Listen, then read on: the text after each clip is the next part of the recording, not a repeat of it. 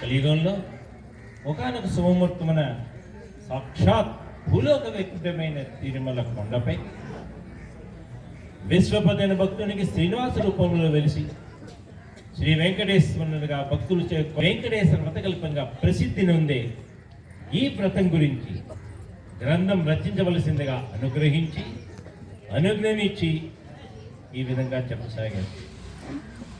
ఆయన గట్టిమేళం చేసి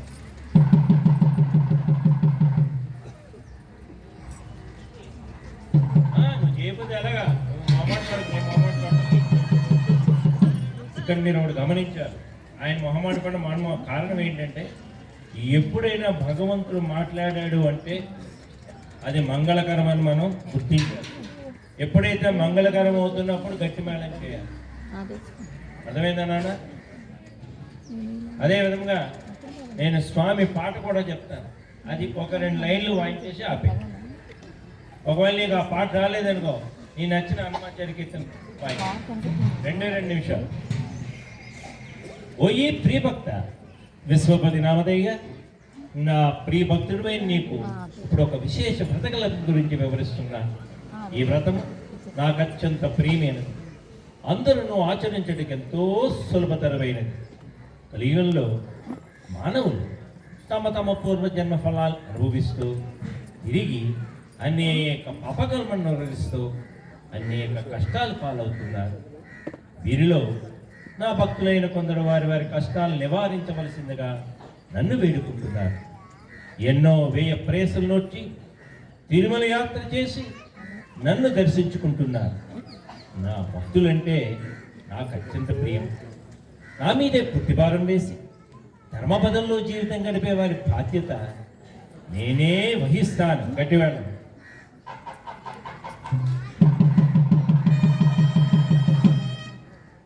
ఇప్పుడు నేనే వివరిస్తున్న వ్రతం శ్రీ వెంకటేశ్వర వ్రతకల్పన పేరుతో ప్రసిద్ధి పొందగలదు. ఈ వ్రతం నాకు అత్యంత ప్రియమైనది. ఈ వ్రతాన్ని భక్తి శ్రద్ధలతో ఎవరైతే ఆచరిస్తారో వారి బాధలన్నీ తక్షణం నివృత్తి కాగలవు. ఈ వ్రతము ఎవరైనానో ఎప్పుడైనానో ఆచరించవచ్చును. ప్రత్యేకించి ఇప్పుడు నడుస్తున్న మాసం ఏమిటి? మార్గశిర మాఘ కార్తీక మాసములందు కానీ పౌర్ణమి, పంచమి, సప్తమి, ఈరోజు తిథి సప్తమి, మార్గశీర్ష మాసం సప్తమి. ఎంత అద్భుతమైన తిథిలో వెంకటేశ్వర వ్రతకల్పన చేస్తూ చూసుకోండి. ఏకాదశి తిథులు ఎందు కానీ శ్రవణ స్వాతి నక్షత్రం రోజులు ఎందు కానీ ఆచరించిన మీ కిలి ఫలదాయకం. ఈ కలియుగంలో నా భక్తులైన మీరు అనుభవిస్తున్న కష్టములన్నీ నాకు తెలియదు. మీకు ఎప్పుడు ఏ కష్టం కలిగినా, ఏ ఆర్థిక సమస్యలు కానీ,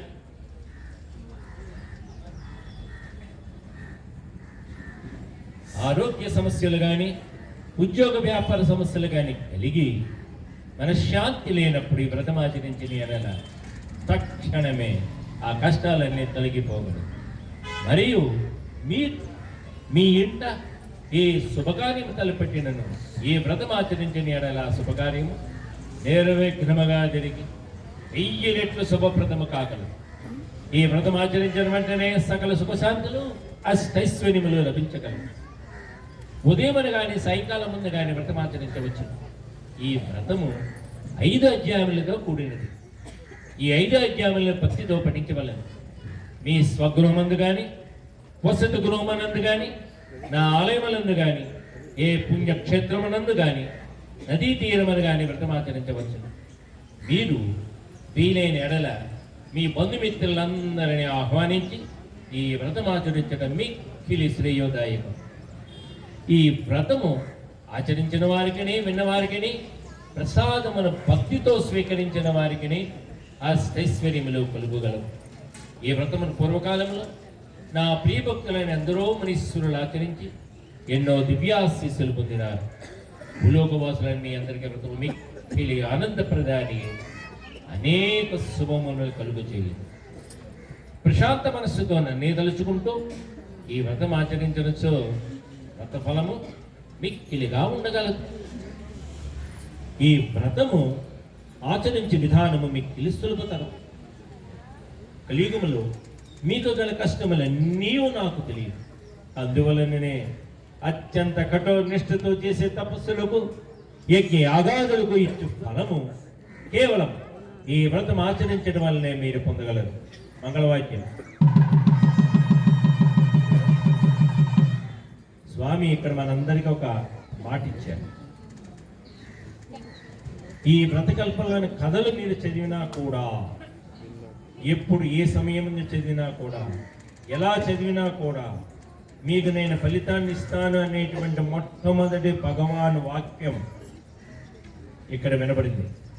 కాబట్టి మీ అందరూ కూడా సమయం చిక్కినప్పుడల్లా, ఇవి ప్రస్తుతం యూట్యూబ్లో కూడా వచ్చేసి ఉన్నాయి, ఆ యూట్యూబ్లో కూడా పెట్టుకుని మీరు వినవచ్చు.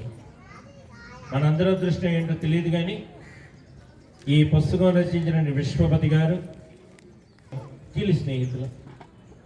నేను గాయత్రి వెళ్ళినప్పుడు మమ్మల్ని ఇద్దరిని ఆదరించి మాతో పాటు ఎన్నో విషయాలు ముచ్చటించి, అందులో ఈరోజు ఈ విషయాన్ని కూడా ఆయన ముచ్చటించారు. ఇట్లాగా ఎంబీపీ కాలనీలో మీరు చేసేటువంటి మహోత్పతమైనటువంటి వెంకటేశ్వర వైభవానికి స్వామి స్వయంగా వచ్చి మిమ్మల్ని ఆశీర్వచన చేస్తారు. శ్యామ గారు, ఇది మీరు గుర్తుపెట్టుకోండి, ఈ కార్యక్రమాలు విరివిగా చెయ్యండి అని చెప్పి ఈ వ్రతం చేసినటువంటి విశ్వపతి గారు చెప్పడం కూడా జరిగింది. అందువల్ల మనం ఏం చెప్పాలి? ఓం నమో వెంకటేశాయ చెప్పుకోండి గట్టిగా. ఓం నమో వెంకటేశాయ. ముందుగా వ్రతమాచరించే ప్రదేశంలో చక్కగా శుభ్రపరుచుకునగలను. మండపం ఏర్పాటు చేసుకుని నా ప్రియసకులైన శ్రీదేవి భూదేవులతో కూడిన పడమను మండపంపై ఉంచవాలి. మీ అదృష్టం బాగుండే స్వామి అక్కడ చక్కగా వేయించేసి ఉన్న శ్రీదేవి భూదేవి సహిత శ్రీ వెంకటేశ్వర స్వామి వారు అక్కడ వేయించేసి ఉన్నారు. అద్భుతమైన మండపం. వెనకాల 11 అడుగుల స్వామి, ఆయన సామాన్య హైట్ కాదండి, 11 అడుగుల స్వామి. ఆ తోమాల బరువు మోయడానికే ముగ్గురు మోసుకొచ్చేది ఈరోజు. ముందుగా శ్రీదేవి భూదేవులతో కూడిన పటమును మండపం ఇంట్లో పటం పెట్టుకోవచ్చు. మండపం గోడ కాంచి ఉంచవచ్చు. మీకు ప్రియమైన దేవత పటములు కూడా ఉంచుకునవచ్చు.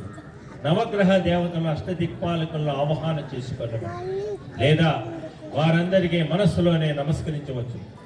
ముందుగా పసుపు వినాయకుని పూజింపవలను.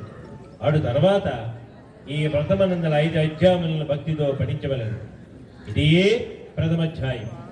మిగిలిన 4 అధ్యాయములు నాకు అత్యంత ప్రీతిపాత్రులైన విశ్వామిత్ర, వశిష్ఠ, భరద్వాజ, అత్రిమునీశ్వరులు ప్రవచించారు. ఈ 5 అధ్యాయములను పఠించిన తర్వాత నాకు ప్రియమైన స్తోత్రములు పఠించవచ్చు.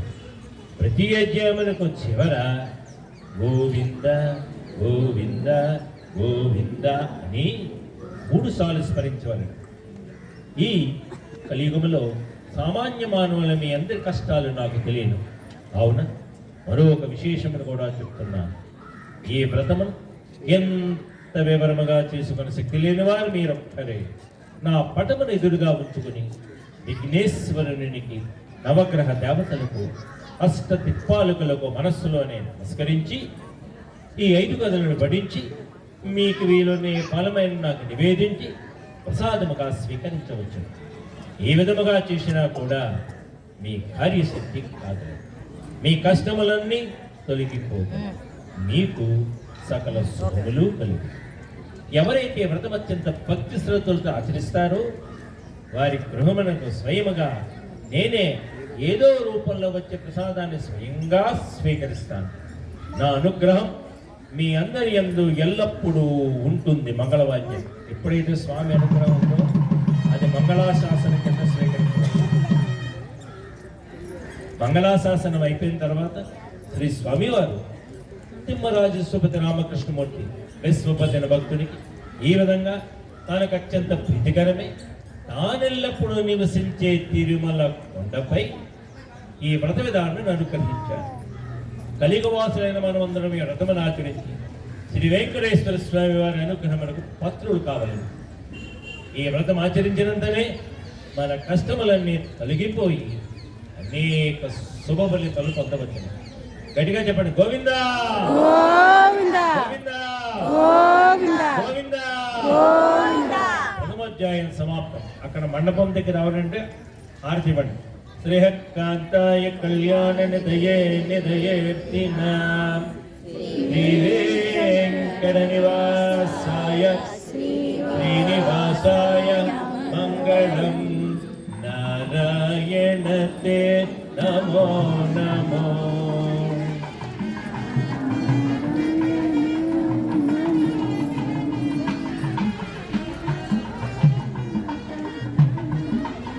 యొక్క శక్తిని పెట్టని తెలుసా మీకు?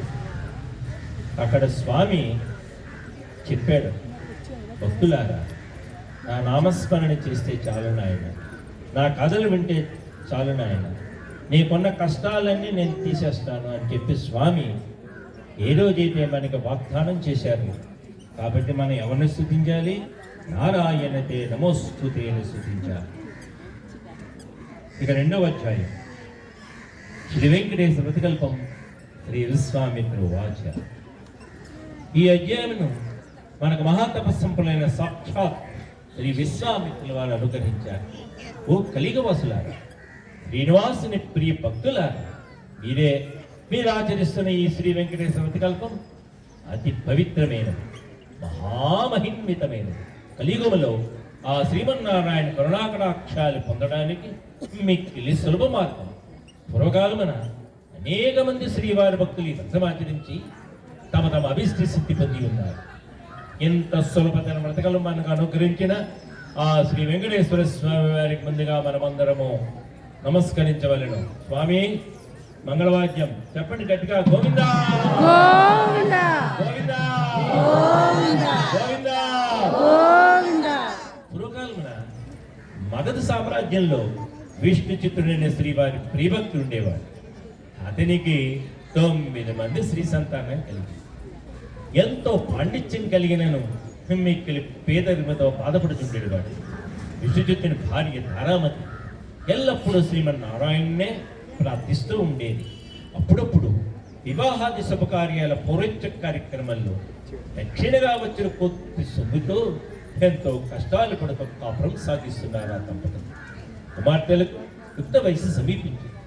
తారామతికి ఎప్పుడు వీరి వివాహం ఎట్లు జరిపించవలనా అని చింతగా ఉండేది. ఆ శ్రీనివాసుని ప్రార్థిస్తూ కాలం గడుపుతూ ఉండేది. ఓ శ్రీనివాస భక్తులారా, ఆశ్రిత జనరక్షకుడైన శ్రీ వెంకటేశ్వర స్వామి వారికి తన భక్తులన్న అపార ప్రేమయని మనందరికీ తెలిసినదే కదా. ఆనాడు మాఘ పూర్ణిమ ఉదయాన్నే ఒక ఉత్త బ్రాహ్మడు విష్ణు చిత్తుని ఇంటి తలుపు తెట్టాడు. అయ్యా, నేను వంగదేశపు వాసిని, ఒక యజ్ఞ నిమిత్తం వెళుతూ దాని మధ్యలో దేశం వచ్చాను. దయచేసి ఈ ఒక్కరోజు మీ ఇంట్లో ఉండనిచ్చినచో తిరిగి రేపు ఉదయమే వెళ్ళిపోగలని విష్ణు చిత్తుని అర్థించాడు. అందుకు విష్ణు చిత్తులు, స్వామి అంతకు మించిన అదృష్టం మాకేమున్నది? ఇది సాక్షాత్ శ్రీమన్నారాయణతో సమానమని మన పురాణాలు ఘోషిస్తున్నాయి కదా. తమరి ఎటువంటి సంకోచం లేకుండా మా ఇంటిలో తప్పగా ఉండవలసింది నీ ఆ ముసలి బ్రాహ్మణులోనికి తీసుకువచ్చి సప్రతిలో గావించాడు. ఆ రోజు మధ్యాహ్నం భోజనానంతరం ఆ వృద్ధ బ్రాహ్మణుడు రామతి అన్నాడు, ఏమమ్మా గాలుగా ఉన్నావు? ఏమిటి నీ బాబు? ఏమి సంకోచించకుండా చెప్పు అన్నాడు. అప్పుడు రామతి, స్వామి తమరు మహాతపస్సంపన్నులు, తేజస్సులో సాక్షాత్ ఆ వైకుంఠ వాసన మాదిరిగా ఉన్నారు. మీ వద్ద దాందేమున్నది? నా మనోవ్యదంతా నా పుత్రుల వివాహం గురించి అని విన్నవించుకున్నాడు. అంతటా ఆ విప్రోత్తముడు చిరునవ్వు నవ్వి, తల్లి నీ బాధ నేను గ్రహించింది.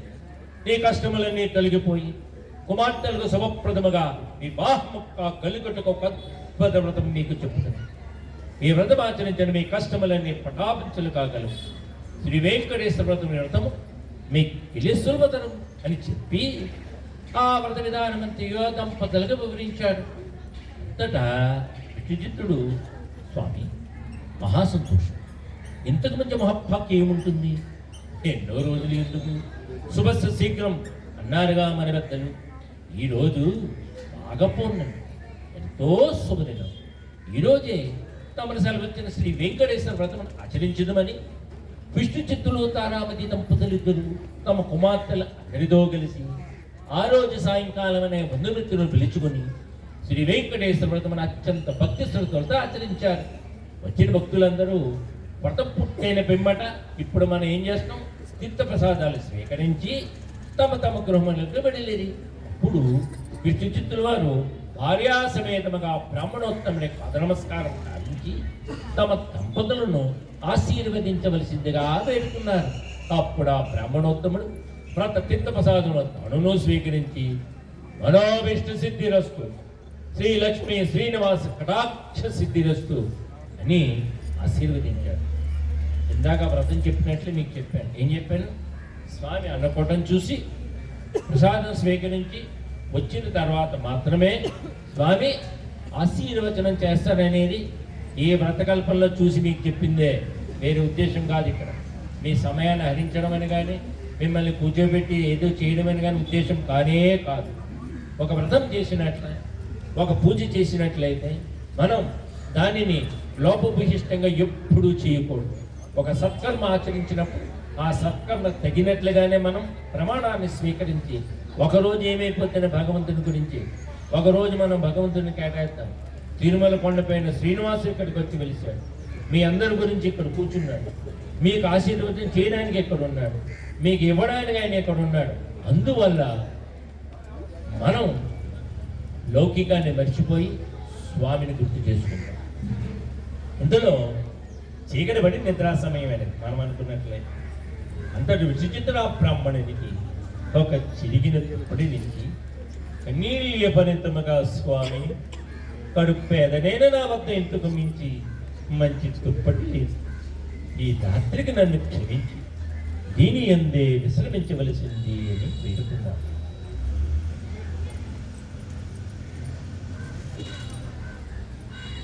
అందుకు ఆ బ్రాహ్మణుడు చిరునవ్వు నవ్వి ఏమీ చింతించవలేదని చెప్పి నన్ను బయట వసారాలో పడుకుంటానని చెప్పాడు. కొద్దిసేపటికే అందరూ నిద్రకు ఉపక్రమించారు. రాత్రి 4వ జామున ఉరుములు మెరుపులతో పెద్ద వర్షం మొదలైంది. అంతా కడిగి చీకటి, అంధకారంలో కంటికి ఏమీ కానరావట్లేదు. విష్ణుచిత్తునికి బయట పడుకున్న బ్రాహ్మణుడు ఎలా ఉన్నాడో అని పెద్దగా ఉంది. అని ఈ గాఢాంధకారంలో ఏమీ కనిపించగా ఎప్పుడెప్పుడు తెల్లవారుతుందా అని ఆ రాత్రి గడిపారు ఆ కుటుంబంగా. తెల్లవారింది, వాన తేలిగబడింది. బయట బ్రాహ్మణుడు ఏమన్నాడు, ఎంత బాధపడ్డాడు అనుకున్న బయటకు వచ్చిన దంపతులకు అద్భుత దృశ్యం కనిపించింది. మంగళవాద్యం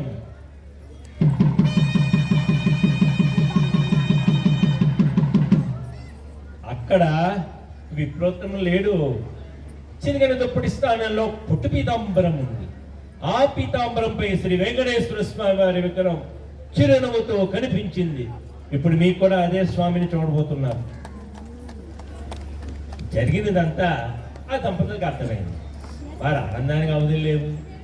వచ్చింది సాక్షాత్ శ్రీమన్నారాయణుడే. ఆహా, ఇవేమని వాక్యం. కానీ ఆ స్వామి అని గ్రహించలేకపోతామే. ఇప్పుడు మన సుబ్బు గురువు గారు ప్యాంట్ షర్ట్ తీసుకొస్తే ఆయన గురువు గారిని గుర్తించలేకుండా మనం ఇలా కూర్చున్నాం. అదే 4 పిలకలు పెట్టి 4 బొట్లు పెట్టి 5 ఇలా చేస్తే అది అలాగ వాళ్ళు కూడా ఈ గురువుగారిని గుర్తించినట్లే వాళ్ళే స్వామిని గుర్తించలేకపోయారు. స్వామి మారువేషంలో వచ్చాడు. కానీ మారువేషంలో వచ్చినా కూడా మహనీయుల యొక్క సాంగత్యంలో ఒక ఆనందం కలుగుతుంది. మనకి గుర్తుపెడతాం, వాళ్ళ ప్రజెన్సే మన యొక్క స్థితిగతులు మార్చివేస్తుంది. చివరికి చిరిగిన దుప్పటి ఇచ్చినామని తలుస్తూ శ్రీ స్వామివారి విగ్రహాన్ని కళ్ళగతుని ఇంట్లోకి వచ్చారు. ఇల్లంతా స్వర్ణమయంగా కనిపించింది. ధనరాశులే. శ్రీ వెంకటేశ్వర స్వామి వ్రతకల్ మహత్యములను కదా ఇదేంటి జరిగినది అని ఆ స్వామిని అనేక విధాలు ఆస్వాదించారు. చూసారా, సాక్షాత్ శ్రీ స్వామివారే ఆ భక్తుడింటికి అతిథి రూపంలో వచ్చి వ్రత విధానం చెప్పడమే కాకుండా తీర్థ ప్రసాదాలు కూడా తానే స్వయంగా స్వీకరించాడు. శ్రీ స్వామివారు అంతటి కరుణామయ్య. ఎవరైతే భక్తి శ్రద్ధతో వ్రతమాచరిస్తారో వారింటికి తానే స్వయంగా ఏదో రూపంలో తప్పక వస్తాడు. వీరందరూ కూడా వ్రతాన్ని ఆచరించి స్వామి కరుణా కటాక్షాలు పొందండి. శ్రీ లక్ష్మీ శ్రీనివాస కటాక్ష సిద్ధిరస్తు అని విశ్వామిత్రుడు వారు సెలవిచ్చారు. మీ అందరికీ ఈరోజు మాటిస్తున్నాను, ఈ కథ అయితే ఎవరైతే విన్నారో ఖచ్చితంగా ఇక్కడి నుంచి 48 గంటల లోపల మీరు ఏదో రూపంలో స్వామి వచ్చి మిమ్మల్ని తాకాడని చెప్పి మీరే నాకు చెప్తారు. గోవిందా గోవిందా గోవిందా గోవిందా. గోవిందా. అధ్యాయ సమాప్తం. హారతి. శ్రీకాంతాయ కళ్యాణ నిధయే నిధయేందినా శ్రీవేంకట నివాసాయ శ్రీనివాసాయ. ఇప్పుడు ఏ కీర్తన పాడగలే? పొడగంటి మయ్య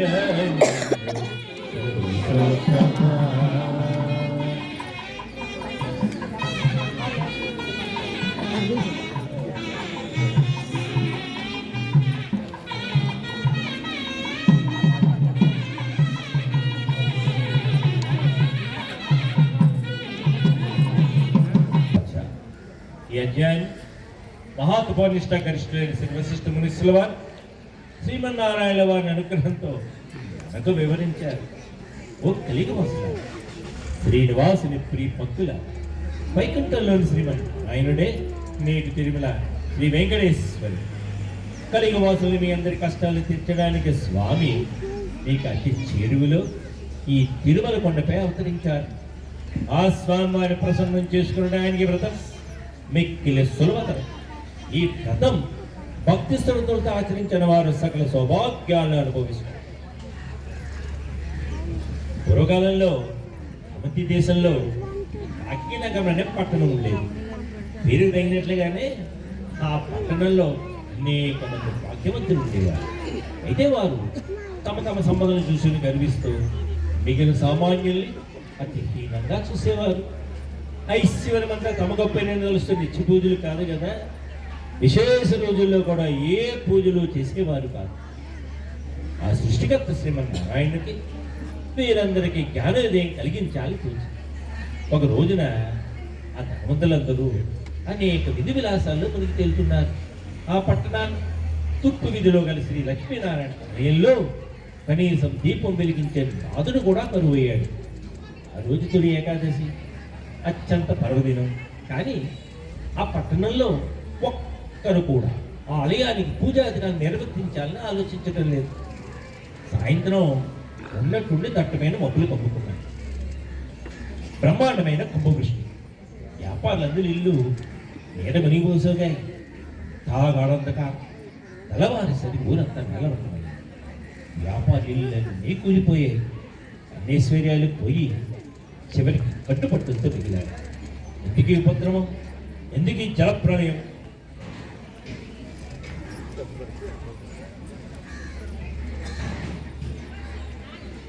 ఎవరికి అందుపట్టట్లేదు. అందులో మనకు ఒక విశేషం కనిపిస్తుంది. పూజ చివరి నుండి పూరిపాకులు చెక్కు చెదరకుండా ఉన్నాయి. వారికి ఆశ్చర్యం కలిగింది. ఎంత కుంభవృష్టిలో ఈ పూరిపాకులు ఉన్నాయి అని వాళ్ళు అనుకుంటూ ఉండగా ఇందులో ఒక పెద్ద మెరుపు మెరిసింది. ఆకాశవాణి ఇలా పలికి, ఓ మూర్ఖులారా, మీ సంపదలని మీ గొప్పతనమని తలచుకోవటం వల్ల ఇలా జరిగింది. ఆ పూరి గుడిసెలో నివసించే దేవయ్య నాకు ప్రియభక్తుడు. అతి సామాన్యుడైన దేవయ్య ప్రతి ఏకాదశి నాడు తనకు వీలున్నంతలో శ్రీ వెంకటేశ్వర వ్రతకల్పాన్ని నిర్వర్తిస్తున్నాడు. ఆ వ్రత ఫలితంగానే తనతో పాటు ఆ గుడిసెల్లోని వారందరూ రక్షింపబడ్డారు. మీరందరూ కూడా ఆ వ్రతం ఆచరించిన ఎడల మీ ఐశ్వర్యాలను తిరిగి పొందగలని వినిపించింది. చూసారా, మీరు కూడా ఇలా వినడం వల్ల, ఇలా చూడడం వల్ల, ఇలా ప్రసాదాన్ని స్వీకరించడం వల్ల మీరే కాకుండా మీతో ఉండే వాళ్ళందరూ, మీ కుటుంబ సభ్యులతో సైతం అందరూ రక్షింపబడతారు. మీరందరూ కూడా వ్రతమాచరించిన మీ ఐశ్వర్యాలను తిరిగి పొందగలని వినిపించింది. వెంటనే వారందరూ ఆలయానికి వెళ్ళి తక్షణమే అందరూ తలోపనికి పూనుగలి శ్రీ వెంకటేశ్వర వ్రతకల్పాన్ని ఆచరించారు. ఆ వ్రతఫలితంగా అందరి గృహాలు పూర్వ రూపంలో కనిపించారు. అది మొదలుగా ఆ వర్తకులందరూ శ్రీవారి భక్తులై ప్రతి ఏకాదశి నాడు శ్రీ వెంకటేశ్వర వ్రతకల్పాన్ని ఆచరిస్తూ బ్రతికినంత కాలం సుఖ సౌభాగ్యాలతో ఉండి చివరికి ముక్తి పొందారని శ్రీ వశిష్ఠుల వారు వివరించారు. గట్టిగా గోవిందా గోవిందా గోవిందా గోవిందా. మూడో అధ్యాయం సమాప్తం. శ్రీహత్కాంతాయ కళ్యాణ నిదయే నిదయేతిన శ్రీవేంకట నివాసాయ శ్రీనివాసాయ మంగళం. ఎంత మాత్రమున ఎవరు తలచిన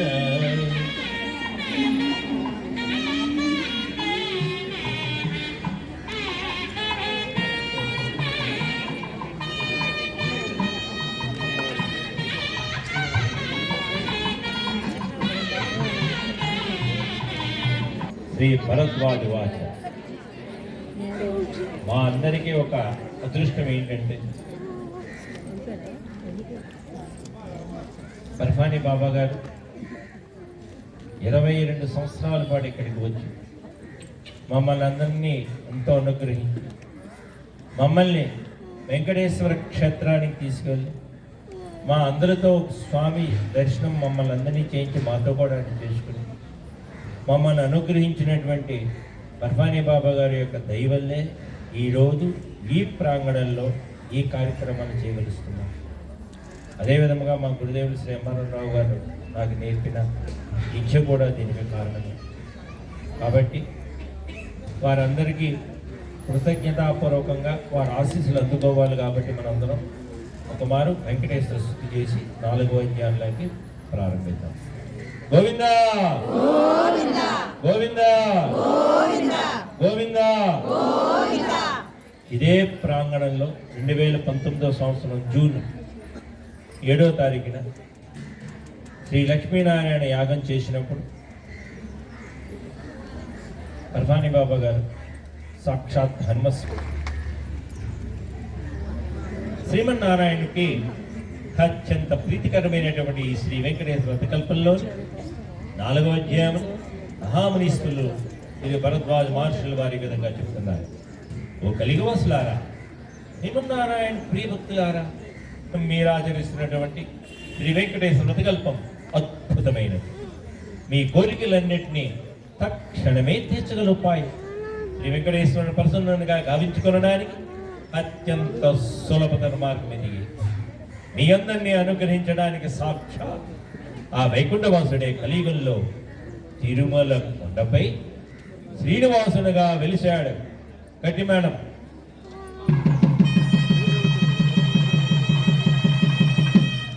అదివో అల్లదివో శ్రీహరి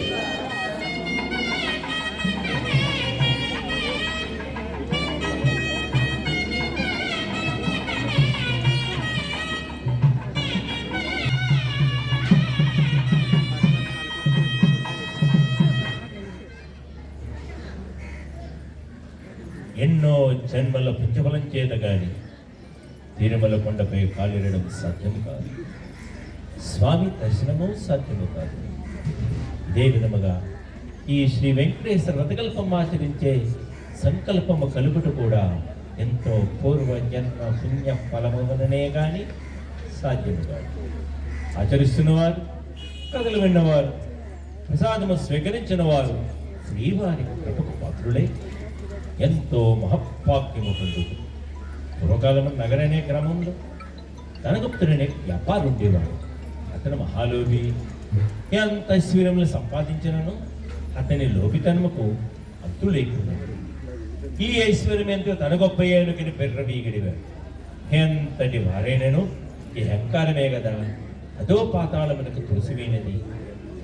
ధనగుప్తుని భార్య కాంతిమతి మాత్రం ఎంతో భక్తి శ్రద్ధలు కలిగి ఉండేది. వారికి 3 పుత్రులు. చివరి పుత్రి అయిన కుమారికి దైవభక్తి ఎక్కువగా ఉండేది. ఎల్లప్పుడూ ఆ శ్రీనివాసుని తలుస్తూ ఉండేది.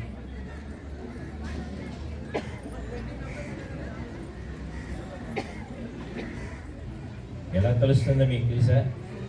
మీకు అందరికీ వచ్చిన పాటే ముత్తుగారే యశోదా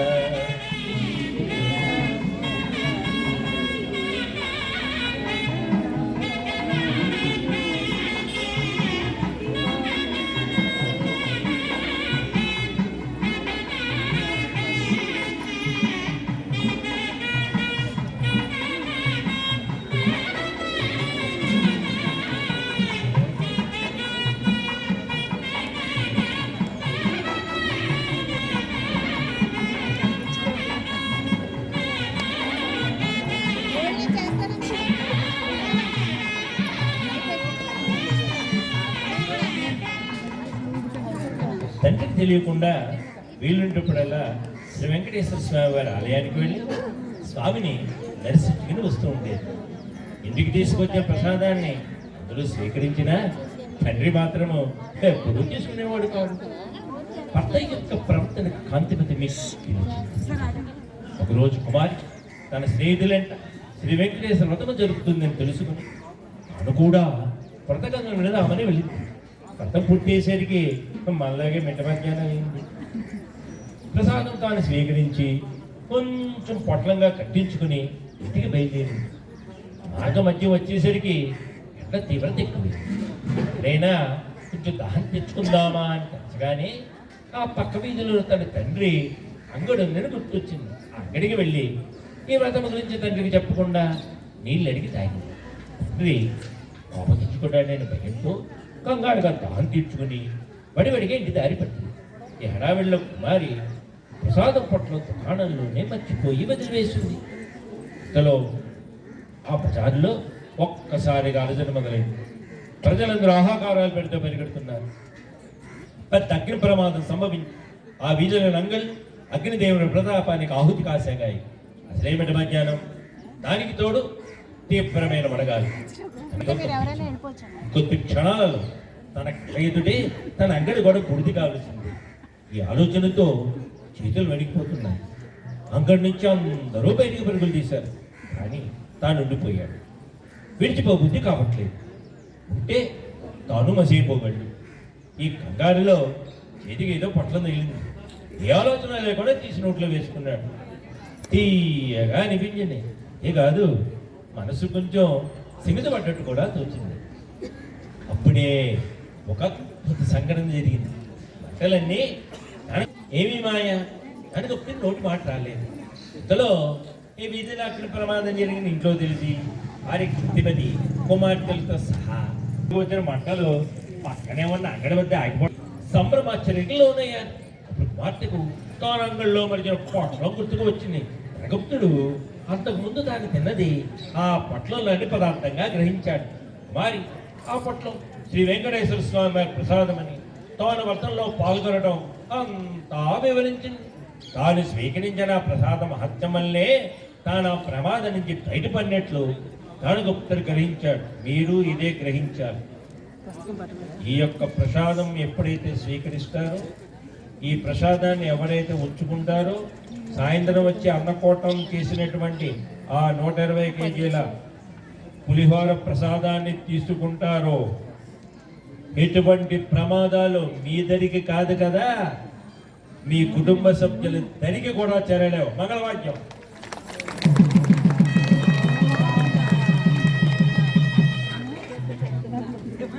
ఇప్పుడు గట్టిగా చంపలేసుకో. శ్రీవారిని క్షమించమని చంపలు వేసుకొని సాయంకాలమే ఊరివారందరినీ పిలిచి వెంకటేశ్వర స్వామి వారి ఇక్కడ 4:30-5 గంటల మధ్యలో ఇక్కడ నుంచి మనం ఊరేగింపు చేస్తాం. ఆ ఊరేగింపు చేయడానికి ఇక్కడ సుబ్బు గురువు గారు ఈ యొక్క గిరిజన పుత్రులను తీసుకొచ్చి వీళ్ళ చేత ఈరోజు ఊరేగింపు పోరాటం చేయించిపోతున్నారు. ఎంత అదృష్టవంతులో చూసుకోండి. వ్రతము ఈరోజే జరిగింది, అన్నకూటమి ఈరోజే జరిగింది. స్వామి ఊరేగింపు చేయడానికి సాలూరు నుంచి వీళ్ళు వచ్చారు. మన ఊళ్ళో ఉండి మనం చేసుకోబోతే ఏమి మన భాగ్యం, మనం భాగ్యం పొందుతాం. సాయంకాలమే ఊరి వారందరిని పిలిచి శ్రీ వెంకటేశ్వర వ్రతకల్పాన్ని భక్తి శ్రద్ధతో ఆచరించాడు. అప్పటి నుంచే వర్తకుడు పూర్తిగా స్వామివారి సేవలకే శేష జీవితాన్ని అంతా గడిపి చివరికి ముక్తిని పొందాడు. కేవలం ప్రసాదాన్ని స్వీకరించినంతనే ఎంత ఆపద నుంచి బయటపడ్డాడో చూశారు కదా. ఈ వెంకటేశ్వర వ్రతమహత్యం అంతటి అద్భుతమైనది. మీరందరూ వీలున్నప్పుడైనా ఈ వ్రతమాచరించి శ్రీనివాసుని కృపకు పత్రులు కావలసిందని భరద్వాజులు వారిని అనుగ్రహించారు. గోవింద గోవింద గోవింద గోవింద గోవింద. గోవింద. 4వ అధ్యాయం సమాప్తం. శ్రీహకాంతాయ కళ్యాణ నిధయే నిధయే వెంకట నివాసాయ శ్రీనివాసాయ మంగళం. అంటే ఇక్కడ మనసు ఎందుకు కుదిరిపడి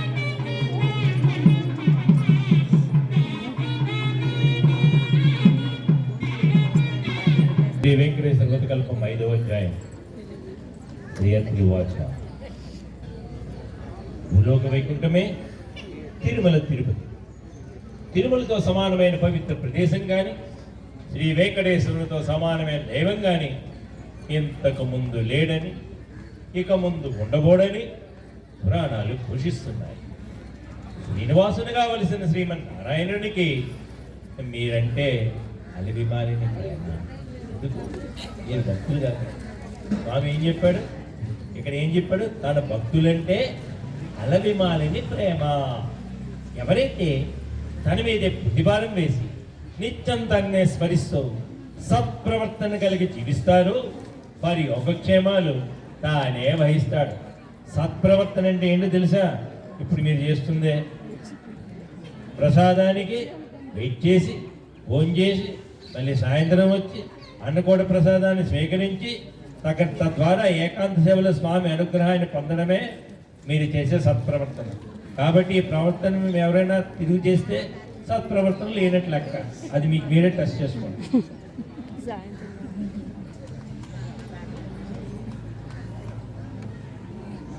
నిత్యం తననే స్మరిస్తూ సత్ప్రవర్తన కలిగి జీవిస్తారో అది యోగక్షేమాలు తానే వహిస్తాడు. అంతటి దివ్యదేవిని ప్రసన్నం చేసుకొనడానికి అత్యంత సులభతరమైన మార్గం ఈ శ్రీ వెంకటేశ్వర వ్రతకల్పం. ఈ అద్భుత వ్రతకల్పంలోని 5వ అధ్యాయాన్ని మహాతపస్సంపలైన శ్రీ అద్భుత మహర్షులు వారు ఇలా అనుగ్రహించారు. నాయనలారా, శ్రీనివాసుని ప్రియ భక్తులారా, కలిగవాసులైన మీ అదృష్టం చెప్పనలవి కాలేదు. కృత త్రేత ద్వాపర యుగాలలో ఎంతో కఠోర నియమనిష్టలతో ఆరాధిస్తే గాని ప్రసన్నం గాని శ్రీమన్నారాయణుడు కలియుగంలో కేవలం నామస్మరణతోనే మిమ్మల్ని అనుకరిస్తున్నాడు. ఆర్తితో పిలిచిన వారి చెంత తక్షణం ఉంటాడు. అంతటి కరుణామూర్తి శ్రీనివాసుడు. తిరుమల క్షేత్రమంతా సాలగ్రామమయమే. ఆ పవిత్ర కొండపై మీరు వేసే ప్రతి అడుగు ఎన్నో జన్మల పుణ్యఫలం. కొండలలో నెలకొన్న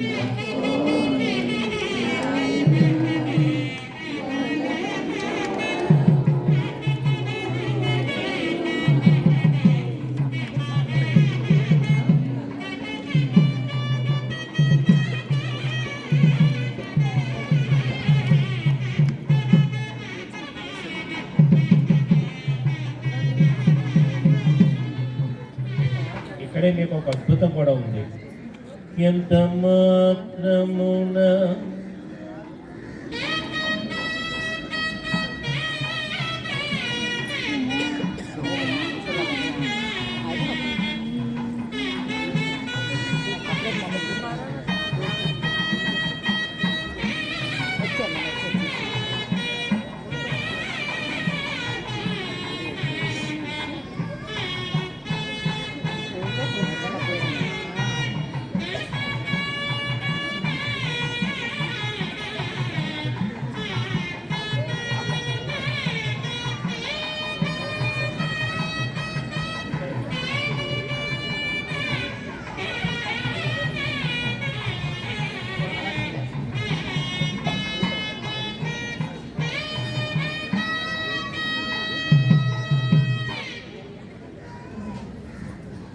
ఎందుకంటే ఎంత మాత్రమున ఎవరు తలచిన అంత మాత్రము. ఇక్కడ సనాతన సంప్రదాయంలో షణ్ముఖ మత స్థాపన అనేటువంటిది మనం ఆదిశంకరాచార్యులు మనకి చేశారు. అంటే గణపతిని పూజించడం, మహావిష్ణువుని పూజించడం, అమ్మవారిని పూజించడం, సూర్య భగవాన్ని పూజించడం, విష్ణువుని పూజించడం అనేది ఏదైతే ఉందో దాంతో పాటుగా మనకు షణ్ముఖుని కూడా పూజించమని చెప్పారు. మీ అదృష్టం ఏమిటో తెలియదు, నాకు తెలియదు. కానీ మన సంవత్సరం ఇక్కడ 1,00,000 మోదకి యజ్ఞం చేసుకున్నాం. అంతకు ముందర అమ్మవారికి చేశాం, అంతకు ముందర విష్ణు భగవానుడికి చేశాం.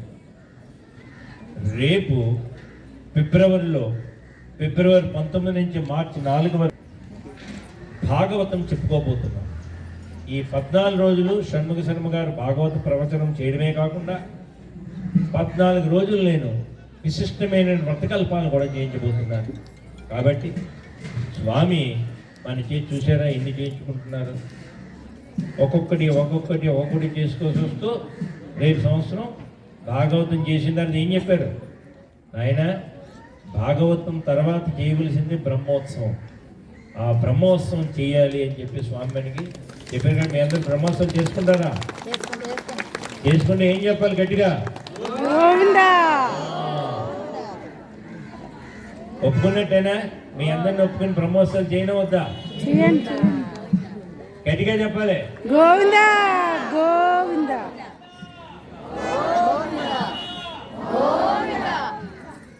స్వామివారు ఒక వెరైటీ లోపల పెట్టట్లేదు. స్వామివారు ప్రేరణ కలిగించేస్తారా ఎవరికి? మన బాలాజీకి. ఎన్ని తీసుకెళ్తున్నాడో ఆయనకి తెలియట్లేదు. స్వామి తీసుకురా ఇంతమంది భక్తులు ఉన్నారు, వీళ్ళందరికీ నేను ఎలా పెట్టాలనుకుంటున్నా నాకు అలా పెట్టన్నాను అనేసరికి అక్కడ బాలాజీ కబురు వాసుని దగ్గర వేసేటువంటి మాలల్లో ఉండేటువంటి ప్రత్యేక ఆకర్షణలో ఆ గుబాళింపు, అక్కడ ఉండేటువంటి స్వామి యొక్క స్పర్శ నేను ఇక్కడ అనుభవిస్తున్నాను. అంటే ఇక్కడ భక్తులు ఎంతటి ఉత్తమనో మీరు గుర్తించండి అని ఆయన చెప్పినాకు పువ్వు ఎంచుకుంటున్నాడండి. ఎంత ఎంచుకుంటున్నాడంటే మీకే అర్థం కాదు. అంత పువ్వుని ఎంచుకుని శ్రద్ధాభక్తులు పెట్టుకుని ఆ పువ్వుతో ఆ స్వామిని ఎలా అలంకరించాలనేటువంటిది అనుగ్రహాన్ని సంపాదించుకుని మీరు చూస్తున్నటువంటి ఈరోజు పూలంగి సేవ చూడబోతున్నారు. ఇప్పుడు స్వామి పూలంగి సేవలో మీకు దర్శనం ఇవ్వబోతున్నారు. కంప్లీట్ ఆభరణాలన్నీ స్వామికి తీసేస్తాం. ఏ ఒక్క ఆభరణము స్వామి ఒంట మీద ఉండదు. స్వామి ఒంట మీద ఉండే కేవలం పువ్వే. అందుకని మిమ్మల్ని తల అందరికీ మనం ప్రసాదం పెడతాం, అందరికీ భోజనం పెడతాం. పొద్దున్న పలహారం, మధ్యాహ్న భోజనం, సాయంత్రం పలహారం కంపల్సరీగా పెడతాం. ఎందుకని? భక్తుడు సంతోషిస్తే భగవంతుడు సంతోషిస్తాడు. అందుకే కదంటాను. చాలామంది ఏమన్నా వచ్చలేరా ఆడికి అడ్డమైన కాఫీ నీళ్ళు ఎత్తిపోయలే, లేకపోతే టీ చుక్క ఎత్తిపోయిందిలే, ఏం పెట్టలేటానికి పెద్ద ఆడే మనకని గొప్ప భక్తుని పూలంగి సేవను చూడబోతున్నా. ఎక్కువగా ఇవన్నీ ఈరోజు కూడా ఆయన ఎక్కడో విదేశాల్లో ఉన్నాడు. రామగారు ఈ సంవత్సరం ఉదయస్నానం చేస్తుంటే అక్కడి నుంచి టికెట్ కొనుక్కొని ఇక్కడికి వచ్చి స్వామిని చూస్తున్నాడు. స్వామి ఆయన హోర్డింగ్ చేశాడా? లేదే. స్వామి పిలిపించుకో. స్వామి ఎవరిని పిలిపించుకోవాలో ఆయనకి తెలుసు. ఏ హోర్డింగ్ చేసి ఏ భక్తులు వస్తాడో ఆయనకి తెలుసు. కాబట్టి మనం ఏం చేయాలి? పని చేయాలి. స్వామి ఆయన బిడ్డోడు అని చాకలి ఉండేవాడు. అతడు తన కొలువర్తిని నిర్వర్తిస్తూ వీలున్నంతలో దాన ధర్మాలు గావిస్తూ ధర్మపరంగా జీవిస్తూ ఉండేవాడు. అని అతని దిగులంతా అతని కొండ అవిడికడం. కాలు అవిడికి కావడం చేత ఉతికిన బట్టలు మూటలు కట్టి ఇంటింటికి తిరిగి ఇవ్వడం చాలా కష్టంగా ఉండేది. దానికి తోడు కంపెడి సంసారం. కష్టపడకపోతే పూట గడవదు. ఎల్లప్పుడూ ఆ శ్రీనివాసుని ప్రార్థిస్తూ ఉండేవాడు. ఏదో ఒక రోజున ఆ స్వామి తనను కరుణిస్తాడనే నమ్మకంతో జీవనం సాగిస్తున్నాడు. భక్తజన సొలబడైన శ్రీమన్నారాయణుడు ఇదంతా గమనిస్తూనే ఉన్నారు. ఎవ్వరికైనా వారి పూర్వజన్మ కర్మ నివృత్తి అయ్యే సమయానికి శ్రీనివాసుడే ఏదో రూపంలో వచ్చి తన భక్తులను తప్పగా ఆదుకుంటాడు. ఒకరోజు సాయంకాలం నాడు రోజులాగే మిత్రుడు చాకిరేవు నుండి బట్టలు కొడుతూ పట్టడానికి రోజుతో నొప్పుతో తిరిగి వస్తున్నాడు. అందులో మార్గ మధ్యలో వాడికి ఒక ముసలి బ్రాహ్మణుడు తారసిల్లాడు. సహజంగా పచ్చి సంతలు కలవాడవడం చేత మిత్రుడు భుజం మీద మూటబెట్టి ఆ బ్రాహ్మణునికి నమస్కరించాడు.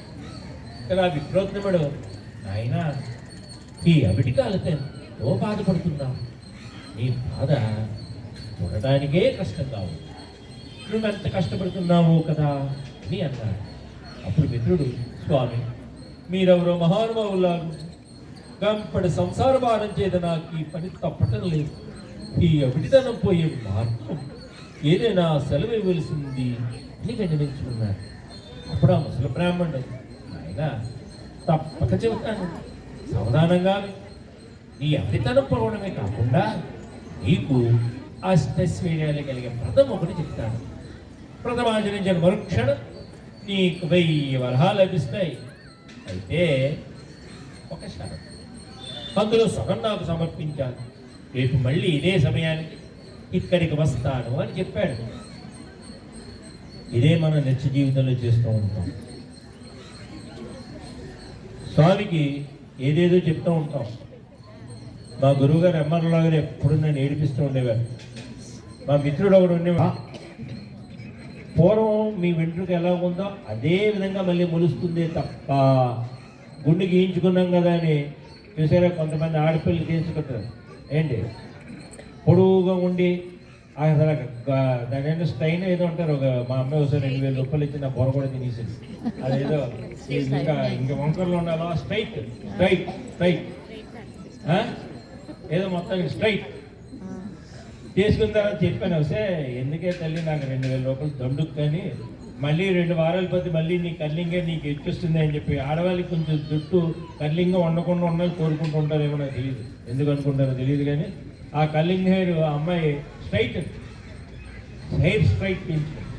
మీరు నమ్ముతారో నమ్మరో 5వ రోజు ఇప్పుడు మిత్రుడు, స్వామి ఎంతకు మించిన మహభాగ్యం ఉంటుంది, ఈ వ్రతమేదో ఈరోజే ఆచరిస్తాను సెలవేండి నన్ను ప్రార్థించగా ఆ బ్రాహ్మణుడు శ్రీ వెంకటేశ్వర కల్పాన్ని వివరంగా చెప్పాడు. మిత్రుడు రెట్టించిన ఉత్సాహంతో ఇంటికి వచ్చి ఈ విషయం అంతా భార్యకి చెప్పి ఇరుగు పొరుగుల వారిని ఆహ్వానించి శ్రీ వెంకటేశ్వరని ఆచరించి తీర్థప్రసాద తాను స్వీకరించి వచ్చిన వారందరికీ పంచాడు. ఇదే మనం సాయంత్రం చేయవలసిన పని.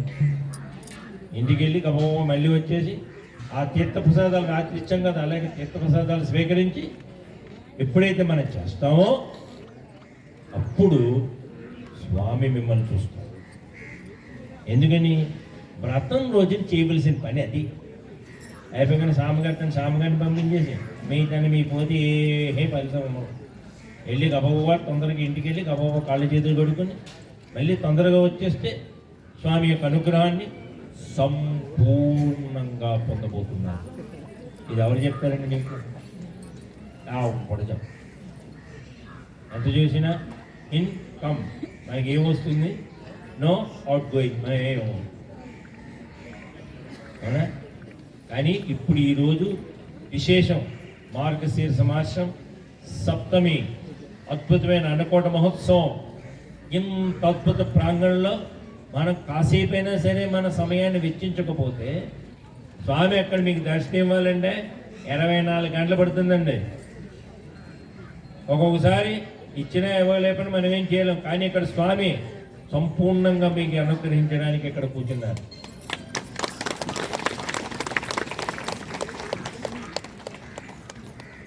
ఇంతలో ఇంటి బయట అయితే కోలాహలం వినపడింది. మిత్రుడు కుమారుడు బయట నుంచి ఇంట్లో పొరుగున వచ్చి, అయ్యా రాజభట్లు నీ కోసం వచ్చాడు, రాజుగారు నీకు కట్టగారు నీకు పంపించారట అన్నాడు. ఇంతలో రాజభట్లు వచ్చి మిత్రుడిని రాజుగారు ఆస్థానంలో చాకలిగా నియమించారని 1000 వరహాలు బహుమానంగా పంపారని చెప్పి మిత్రుడి చేతిలో 1000 వరహాలు మూట పెట్టారు. 1 వారం లోపల వచ్చి రాజుగారు కొలువులో చేరవలసిందని చెప్పారు. మిత్రుడు ఆనందానికి అవధులు లేవు. వారం దాకా ఎందుకు, రేపే వెళ్ళాలని ముఠా ముల్లే సర్దుకొని మరుసటి రోజున తెల్లవారుజామనే ప్రయాణమయ్యాడు. ఈ ఆనందంలో ఆ ముసలి బ్రాహ్మణ సాంగతి మర్చిపోయాడు. దాని మధ్యలో గుర్తుకు రాగా 1 నెల తర్వాత కళ వచ్చి లెమ్మనుకున్నాడు. వెళ్ళి రాజాస్థానంలో చేరాడు. రోజులు నెలలు గడుస్తున్నాయి. ఆ బ్రాహ్మడికి ఇచ్చిన మాట పూర్తిగా మర్చిపోయాడు. అంతే బ్రాహ్మణుడు ఎందుకు ఇలా జరిగింది, ఎందుకే అపాఠం తన మీద పడింది అని తెలుస్తున్న మిత్రుడికి ఆ రాత్రి స్వామివారిలో కనబడి కొత్త బ్రాహ్మణ రూపంలో వచ్చింది తానేనని తనకిచ్చిన మాట నిలబెట్టుకోకపోవడం చేతనే ఇలా జరిగిందని చెప్పారు. ఇప్పుడు మిత్రుడు, స్వామి ఇక మీదట ప్రతి నెల తప్పక మీ వ్రతం ఆచరిస్తాను. నా సంపాదనలో సగభాగం ప్రతి నెల జీవితాంతం తమకే సమర్పిస్తానని చెంపలు వేసుకుని స్వామివారిని పరిపరి విధాలా వేడుకున్నాడు. భక్తజన సులభుడైన స్వామివారు అందుకు సంతోషించి మిత్రుణ్ణి అనుగ్రహించారు. ఎలా అనుగ్రహించారు చెప్తాను.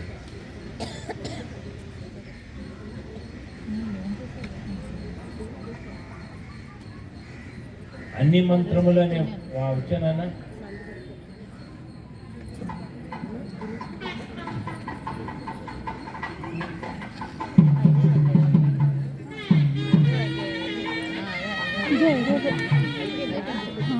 ఇంకా చిన్నగా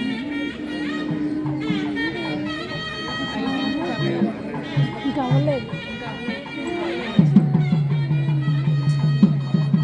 ఒక్కటే అంటే చిన్నప్పుడు అన్నమాచార్యుల వారికి వారి అమ్మవారు ఉక్కుపాలతో వెంకటేశ నామాన్ని నేర్పించారు. అందువల్ల ఆ నామంలోనే అన్ని మంత్రాలు ఉన్నాయి. అందులో లేనివాడు ఎవడో ప్రహ్లాదుడు ఏ విధంగా స్తుతించాడు, విభీషణుడు ఏ విధంగా స్తుతించాడు అనేటువంటిది ఇక్కడ ముఖ్యం. అలాగా పరిపరి విధాలా వేడుకున్నాడంటే అర్థం ఏంటంటే ఎక్కడ చూసిన స్వామి నీవే, నీవు తప్ప ఎవరూ లేరు అనేటువంటిదే ఇక్కడ మనం చేయబోయేటటువంటి కార్యక్రమం. శ్రీవారి అనుగ్రహం చేత రాణినగలు వేరే ప్రదేశంలో మరుదినమనే దొరికినవి. మిత్రుడు దొంగలించలేదని రాజు గ్రహించడం జరిగింది. మిత్రుడిని కారాగారి నుంచి వదిలివేశాడు. అప్పటి నుంచి మిత్రుడు స్వామివారికి ఇచ్చిన మాట ప్రకారం ప్రతి నెల శ్రీ వెంకటేశ్వర వ్రతం ఆచరిస్తూ తన సంపాదనను సగభాగం స్వామివారికి సమర్పిస్తూ కలకాలం సుఖంగా జీవించి చివరన ముక్తిని పొందాడని అత్తిరి మహర్షులు వారు సెలవిచ్చారు. గోవిందా గోవిందా గోవిందా గోవిందా గోవిందా గోవిందా. పంచమోధ్యాయ సమాప్తం. శ్రీహకాంతాయ కళ్యాణ నిదయే నిదయే దినాం వెంకట నివాసాయ శ్రీనివాసాయ మంగళం. రామచంద్రాయ జనక రాజ